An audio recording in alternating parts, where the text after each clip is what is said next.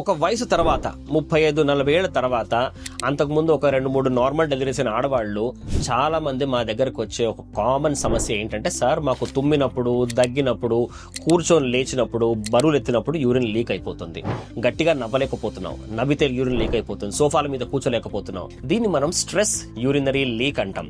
వీళ్ళకి జరిగేది ఏంటంటే, మల్టిపుల్ ప్రెగ్నెన్సీస్ వల్ల కావచ్చు, ఓవర్ వెయిట్ వల్ల కావచ్చు, ఇంప్రాపర్ లైఫ్ స్టైల్ వల్ల కావచ్చు, జననేంద్రియాల చుట్టూ కండరాలు బాగా వీక్ అయిపోవడం వల్ల, అక్కడ ఫ్యాట్ డిపాజిషన్ వల్ల ఆ యూరిన్ బయటకు వచ్చే నాళం బాగా లూజ్ అయిపోవడం వల్ల వీళ్ళకి ఈ సమస్య వస్తుంది. అన్ఫార్చునేట్లీ స్ట్రెస్ యూరినరీ లీక్ కి మెడికల్ మేనేజ్మెంట్ లేదు. Weight reduction, life style modifications లాంటివి చేసినప్పటికీ కూడా చాలా మందికి ఈ లీక్ పర్సిస్ట్ అవుతుంది. But the good thing is, ఇలాంటి లీక్ ఉన్న పేషెంట్స్ కి మనం ఒక స్లింగ్ ఆపరేషన్ చేస్తే వాళ్ళు రిజల్ట్స్ చాలా చాలా బాగుంటాయి. And the surgery is also very safe.